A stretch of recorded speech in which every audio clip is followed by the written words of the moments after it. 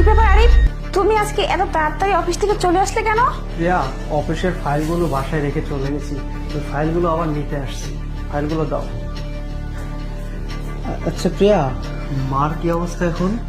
মাকে ডক্টর দেখে গেছে, বলছে খুব তাড়াতাড়ি সুস্থ হয়ে যাবে, ওষুধও লিখে দিয়ে গেছে। মা তো খুব তাড়াতাড়ি সুস্থ হয়ে যাবে, সেই মতো ঠিকঠাক ওষুধও পড়তেছে। প্রিয়া, তুমি এক কাজ করো, আমার ফাইলটা নিয়ে আসো, আমি অফিসে বের হবো তো। চল। আচ্ছা ঠিক আছে। মা, তুমি একদম চিন্তা করো না, তুমি ভালো হয়ে যাবে, বুঝছো? ডক্টর যেহেতু দেখে গেছে, তুমি সুস্থ হয়ে যাবে। ওষুধ দিচ্ছে, ওষুধ পেলে তুমি ঠিক হয়ে যাবে। তুমি চিন্তা করো না মা। হ্যাঁ, আরিফ, এই যে তোমার ফাইল। ফাইল নিয়ে আসছো? হ্যাঁ।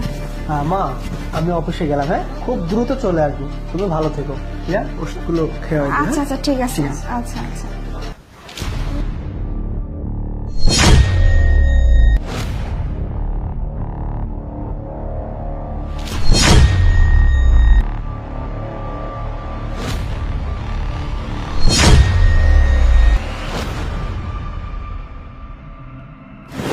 একদম চুপ, বেশি কথা বললে না তোকে একদম জানে এখানেই শেষ করে দেবো, বুঝতে পারছিস? প্রিয়া, হ্যাঁ, কি ব্যাপার? আরে তুমি আবার বাসায় আসলে, কি হয়েছে?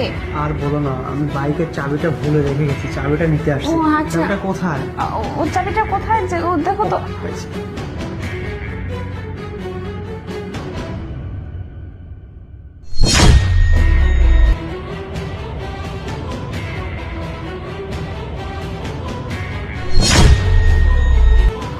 এটা তো বিষের ওষুধ।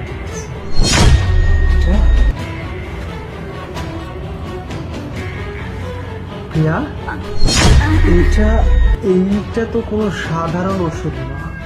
এইটা এখানে কি করতেছে? ও বুঝতে পারছি, তো ডক্টর আসছিল না তখন হয়তো ভুলে ইনজেকশনটা এখানে রেখে চলে গেছে। ওটা কোনো ব্যাপার না, তুমি আমার কাছে যাও, তুমি চলে যাও, যাও। দাঁড়াও, দাঁড়াও, বুঝছো? দাঁড়াও। আরে দাঁড়াও, ডক্টর তো মানুষকে সেবা দেয়, ডক্টর তো মানুষকে মেরে ফেলে দেয় না। আরে আমি বলতেছি ডাক্তার এখানে রেখে গেছে, ও বুঝতে পারেনি। এমন একটা ওষুধ যা মানুষের শরীরে পুশ করলে মানুষ তাৎক্ষণিক মারা যাবে। মা, মা কি? হ্যাঁ, পুশ পুশ।